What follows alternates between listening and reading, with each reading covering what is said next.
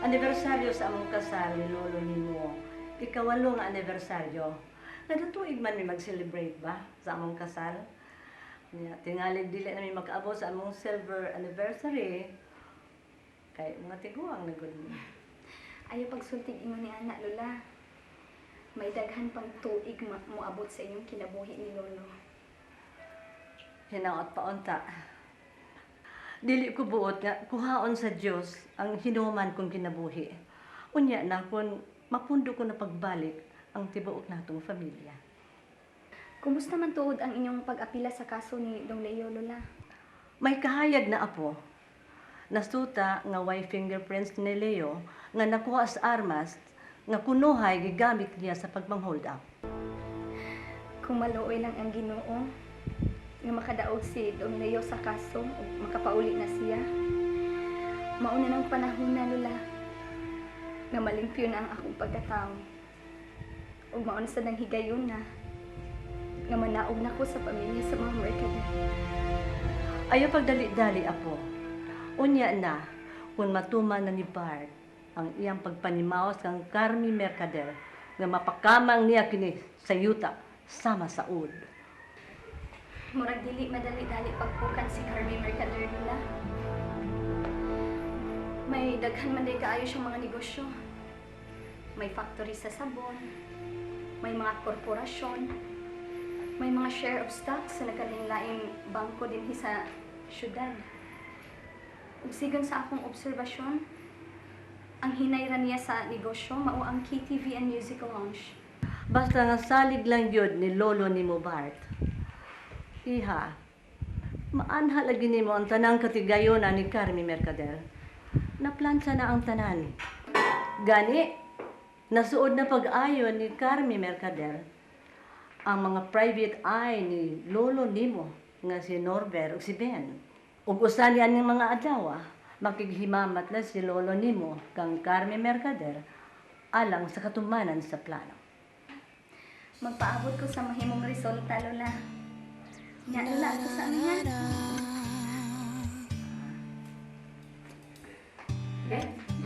Na, sa ihatod ha.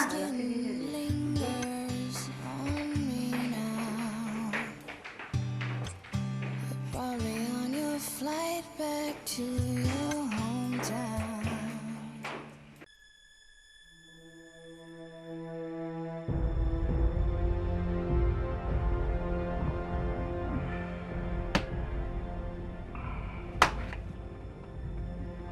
Pahawa sa kung una-una, Lea.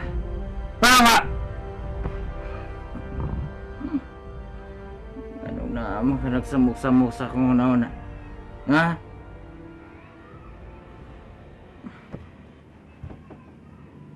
Dautan ka!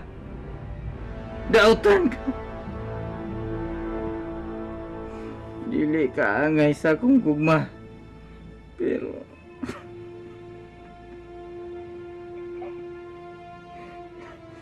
Pero bisag nakasaka sa itong kami niyo. Bisag nagluib ka na ako. Di ba tagyapon ta ka, Lea?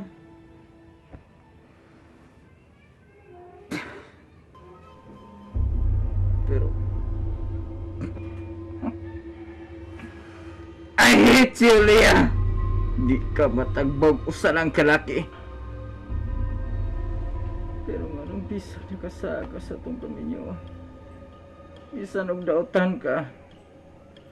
Nagpabilin ka manihapon sa kong kasing-kasi. I hate you, Lea. I hate you!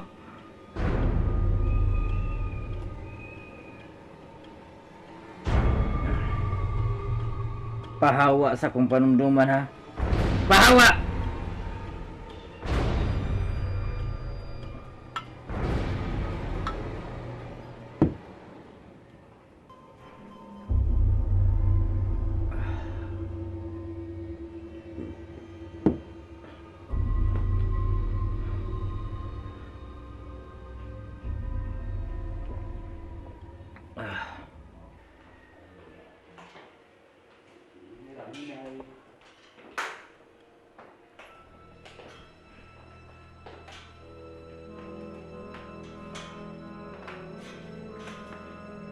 Okay.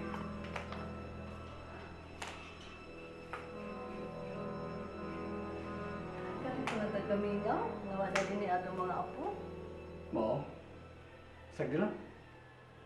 Ay kabala ka. Kay kung matinuod ka na yung gisulti ni Leah, nga anhin na siya po yung tipo na to, o malimpiyuhan na niya ang iyong pagkatao, oh, di na ta magmingaw niya na, di ba? Tuod, Bart. Naghisgot man ka mo kaganina o partid negosyo. Kinsa may magnegosyo? Si Leah o si Judy. Ibaligyan mo kuno ni Carmi Mercader ang iyang KTV and Music Lounge. Unya, may gusto ni Leah o ni Judy nga sila mo palit. O sila may mudumahan ini. Ngano ba nga kadaghang klase sa negosyo? Ka naman yung KTV ang ilang nahuna-hunaan. Matod nila nga nakatrabaho kuno sila sa maong amang bar. Si Leah, singer sa maong KTV, o si Judy, GRO. Ug mao nga gusto nilang balikan ang maong klase sa trabaho. Ngilad man og reputasyon na magtrabaho niya ng bar ba? Ay, pastilan ka ni mo, Josie. Magtinaro lang ang tao. Okay rin man na ba? Wala problema. Pero kung ang usa ka tao, dautan man gani, o hangtod sa antod, dautan yun siya. Sa ato pa, okay lang nimo nga kanang matanga sa negosyo ang ilang sudlan? Apel sa tingalan ni plano sa panimaos, ang pagpalit nila sa usa sa mga negosyo ni Carmi Mercader. Oh, hinuon, depende man sad na sa tao nga mo trabaho niya na dapita. Pareho ba na ako kani adto? Nga nagbaligya ko sa akong dungog. Nga magani nga napangabdusan ko nimo. Ay, pastila ni mo, Josie. Mahimo ba? Ay, napagsigigisigutan ng mga butanga? Ah, sige na. Tara, mamahuay na ta. Maglingkod na ta sa kawas. Makadiskanso ka kadiyot ba kay naibaw ko, gikapoy ka nga nag-entertain sa itong apo ka ganina nga may pagkakiat na raban sa Krister. Sige na, likod na.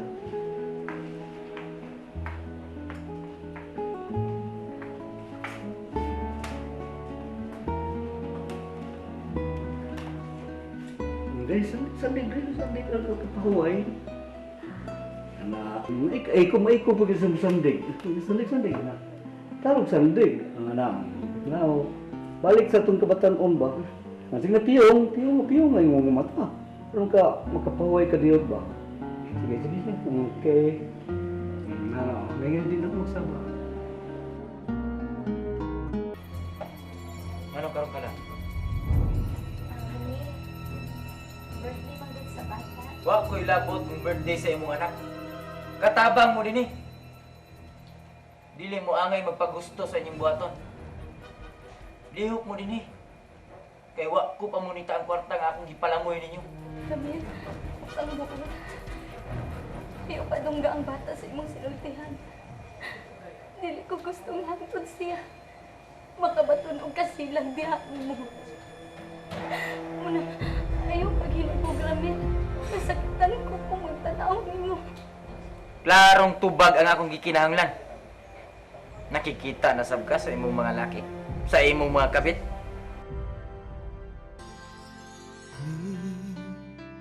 Kalibutan ta kahibungan nga nung managlahita sa dalan nga atong gilaktan na nagsubay sa laing agianan. Unta usara kini kay usara ang atong kalibutan. Apan ug nganumang gimbutan sa kahitasan nay